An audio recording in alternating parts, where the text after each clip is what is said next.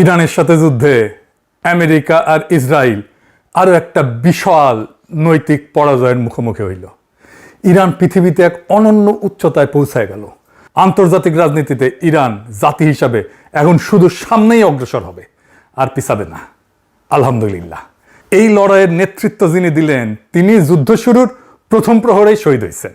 Ayatollah Ali Khamenei, তার পরিবারের কয়েকজন সদস্য সহ, এমনকি খামেনির কন্যা, জামাতা, পুত্রবধূ এবং মাত্র 14 মাস বয়সী নাতনি কম্পাউন্ডে হামলায় নিহত হয়েছিল। যে ইরান ধ্বংস হয়ে যাবে বলে যারা ভবিষ্যৎবাণী করছিল, যারা বলছিল ইরানকে প্রস্তর যুগে ফেরত দেবে, তাদের মুখে ছাই দিয়া আজকা তেহরান থেকে আসা সবচেয়ে হৃদয় বিদারক ছবিটা দিয়া শুরু করি। সেটা কালো কাপড়ে ঢাকা লক্ষ লক্ষ শোকার্ত মানুষের সমুদ্র না, রাষ্ট্রের ওই বিশাল স্থাপত্যও না। সবচেয়ে হৃদয় বিদারক ছবিটা হইল একটা ছোট্ট পতাকায় ঢাকা কফিন, 14 মাস বয়সী একটা শিশুর কফিন, যেটা বসে আছে ঠিক গোটা দুনিয়ার জিওপলিটিক্যাল সংঘাতের একদম কেন্দ্রে। আন্তর্জাতিক মিডিয়া যখন আয়াতুল্লাহ আলী খামেনির বিশাল রাষ্ট্রীয় জানাজার সুদূর প্রসারী রাজনৈতিক তাৎপর্য নিয়ে ব্যস্ত, গ্র্যান্ড মোসাল্লার ভেতরে হাজার হাজার মানুষ তখন কাঁদতেছে মঞ্চের ওই সবচেয়ে ছোট্ট কফিনটা নিয়ে। খামেনির নাতনি জাহরা মোহাম্মদী গোল পায়েগানি যুদ্ধের প্রথম হামলাতেই দাদার সাথে যে শহীদ হয়ে গেছে। ইরান ইচ্ছাকৃতভাবে এই মানবিক বিপর্যয়টাকে দুনিয়ার সামনে সম্প্রচার করছে।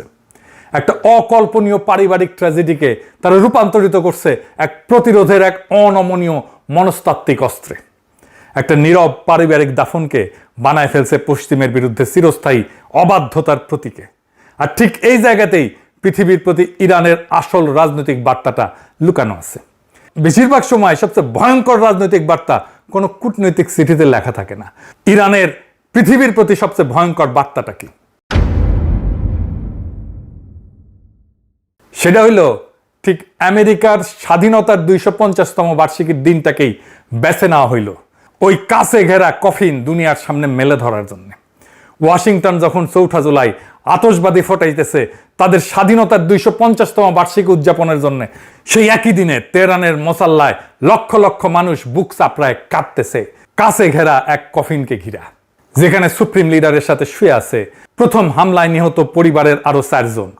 ইরান আমেরিকার এই উদযাপনকে মিথ্যা প্রমাণ করে দিল কয়েকটা কফিন দিয়া।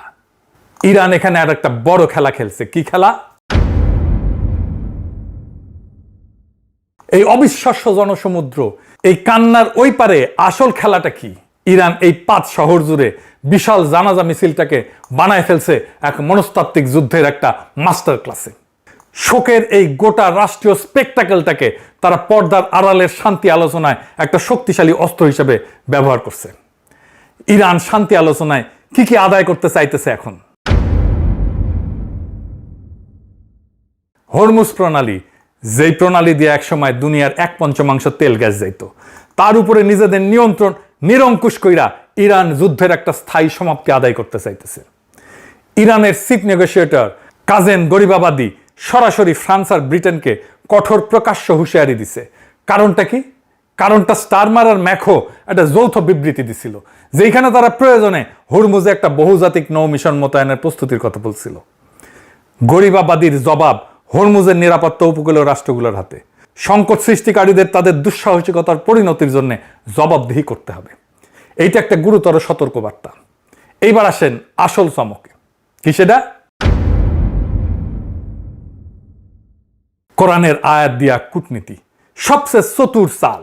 এই জানা যায় ইরান এমন একটা জিনিস করছে যেটা বিশ্লেষকরা বলছে ফিউনারেল ডিপ্লোমেসি, জানাজার কূটনীতি। 30টার বেশি বিদেশি প্রতিনিধি দল খামেনির কফিনে শ্রদ্ধা জানাইতে আসছে। আর প্রত্যেকটা দলকে যখন কফিনের সামনে আনা হয়েছে, ঠিক তখন কোরআনের একটা করে আলাদা আয়াত তেলাওয়াত করা হয়েছে। এইটা পাবলিক ডিপ্লোমেসিতে একটা নতুন জিনিস, যা আগে কখনো হয় নাই, এক অভাবনীয় উদ্ভাবন। আসেন আয়াতগুলো একটা একটা করে দেখি, আর দেখেন কিভাবে প্রত্যেকটা রাষ্ট্রকে তার প্রাপ্য অনুযায়ী বার্তা দেওয়া হয়েছে। তার আগে আর একটা জিনিস বলে নিই, ইরানের চোখে বিদেশি রাষ্ট্রগুলো 2 ভাগে বিভক্ত। এক ভাগ হইল রেজিস্ট্যান্স ক্যাম্প, যেমন হামাস, হিজবুল্লাহ, ইসলামিক জিহাদ, হাস্ত আল শাবি, লেবানন, এরা ইরানের আদর্শিক যুদ্ধের সহযোদ্ধা। ইসরায়েল আমেরিকার বিরুদ্ধে একই কাতারের লড়াকু এরা, এদের আয়াত দেওয়া হয়েছে যুদ্ধ, অঙ্গীকার, শহীদ, বিজয়ের। অর্থাৎ তোমরা আমাদের সৈনিক, আমাদের সহযোদ্ধা, আমাদের কমরেড। আর এক ভাগ হইল মিশর, কাতার, তুরস্কের মতো রাষ্ট্র। এদের বেলায় ইরানের বার্তাটা মূলত তোমরা জানাজায় আসছো, আমাদের বৈধতা দিছো, এই জন্য ধন্যবাদ, কিন্তু তোমরা আমাদের যুদ্ধের সৈনিক না। তাই এদের দেওয়া হয়েছে প্রশংসার আয়াত, জান্নাত, সন্তুষ্টি, কিন্তু যুদ্ধ বা সহযোদ্ধার আয়াত না। হামাসকে কি বলা হইল? বাংলা হইতেছে মুমিনদের মধ্যে এমন কিছু মানুষ আছে যারা আল্লাহর সঙ্গে করা অঙ্গীকার সত্য প্রমাণ করছে। তাদের কেউ কেউ নিজেদের অঙ্গীকার পূর্ণ করছে, আর কেউ কেউ অপেক্ষায় আছে। তারা তাদের অঙ্গীকারের সামান্যতম পরিবর্তনও আনেনি। অর্থাৎ তোমরা কথা রাখছো, তোমরা আমাদের লোক। হিজবুল্লাহকে কি বলা হলো? বাংলা হইতেছে তোমরা দুর্বল হও না, দুঃখ করো না। যদি তোমরা সত্যিকারের মুমিন হও তবে তোমরাই বিজয়ী হবে। যদি তোমরা আঘাত পেয়ে থাকো, তারাও অনুরূপ আঘাত পাইছে। আমরা মানুষের মধ্যে পালাক্রমে বিজয় এবং পরাজয়ের দিন ঘুরায় দিই, আর আল্লাহ জালিমদের ভালোবাসেন না। নাসরুল্লাহর মৃত্যুর পরে ভেঙে পড়া হিজবুল্লাহকে সোজা সান্ত্বনা আর সাহস। ফিলিস্তিনি ইসলামিক জিহাদকে বলা হইল সূরা আল ফাতের আয়াত। বাংলা হইতেছে যাতে আল্লাহ তোমার অতীত এবং ভবিষ্যতের ত্রুটি ক্ষমা করেন এবং আল্লাহ তোমাকে এক মহাবিজয়ীর সাহায্য দান করেন। সুস্পষ্ট বিজয়ের বার্তা। সিনকে দেওয়া হইল আর এক আয়াত। বাংলা হইতেছে আল্লাহ এটি করেছেন শুধু তোমাদের জন্য সুসংবাদ হিসাবে এবং তোমাদের হৃদয়কে আশ্বস্ত করার জন্য, আর বিজয় তো কেবল আল্লাহর পক্ষ থেকেই আসে। একটা ইতিবাচক বন্ধুত্বপূর্ণ আয়াত। ইরাকের হাসদ আল শাবি বা পিএমইউ বাহিনীকে বলা হলো যারা আল্লাহর পথে শহীদ হয়েছে তাদের মৃত বলো না, বরং তারা জীবিত, কিন্তু তোমরা তা উপলব্ধি করতে পারো না। শহীদে মৃত্যুর আয়াত। আর এবার সবচেয়ে আলোচিত এবং সবচেয়ে ধারালো আয়াতটা সৌদি আরবকে। যখন সৌদি প্রতিনিধি দল কফিনের সামনে আসলো তখন পড়া হলো সূরা আল ইমরানের 13 নম্বর আয়াত, বদর যুদ্ধের আয়াত। এডিটর সাহেব শোনান। قد كان لكم آية في فئتين التقتا فئة تقاتل في سبيل الله وأخرى كافرة يرونهم مثليهم رأي العين والله يؤيد بنصره من يشاء। নিশ্চয়ই তোমাদের জন্য শিক্ষা ছিল সেই দুই বাহিনীর মধ্যে যারা যুদ্ধে মুখোমুখি হয়েছিল।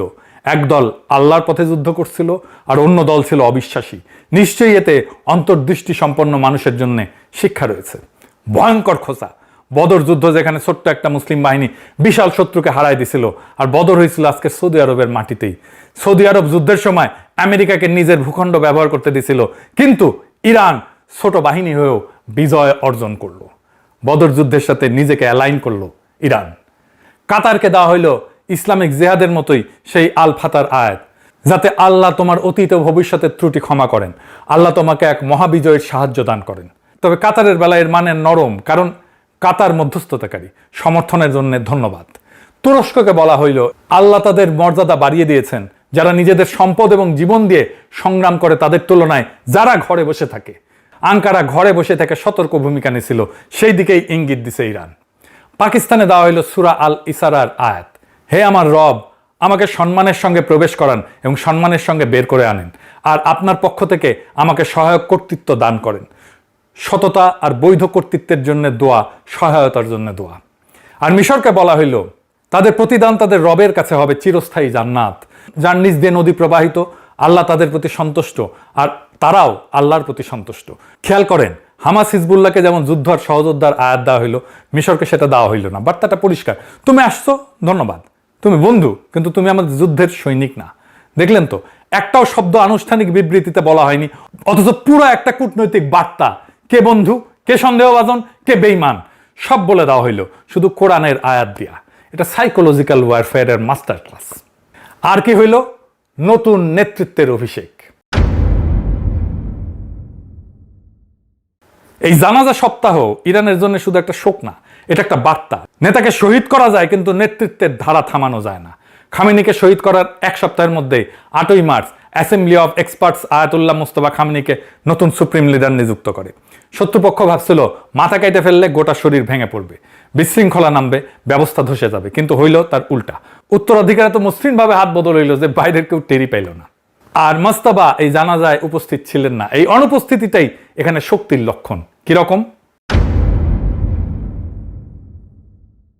নতুন সর্বোচ্চ নেতা প্রকাশ্যে আসতেছেন না, নিরাপত্তা চাদরের আড়ালে থাকতেছেন, কারণ ইরান আর কোনো ভুল করবে না, শত্রুকে আর একটা টার্গেট দেবে না। এটা দুর্বলতা না, এটা শেখা কৌশল। যে জাতি প্রথম হামলায় তার নেতাকে হারাইছে, সে জাতি এখন প্রত্যেকটা পদক্ষেপ হিসাব করে ফেলতেছে। আর এই জানাজার আসল শক্তি ব্যক্তিতে না, জনতায়। লক্ষ লক্ষ মানুষ, কোটি কোটি মানুষ যখন রাস্তায় নামে, 100-র বেশি দেশ যখন প্রতিনিধি পাঠায়, তখন সেটা প্রমাণ করে আমেরিকা ইসরায়েল যত ইরানকে এক ঘরে করতে চাক, ইরান এক ঘরে হয়নি। শোককে এখানে বদলে দেওয়া হয়েছে ঐক্যের এক বিশাল প্রদর্শনীতে। এটাই বিপ্লবের ধারাবাহিকতা।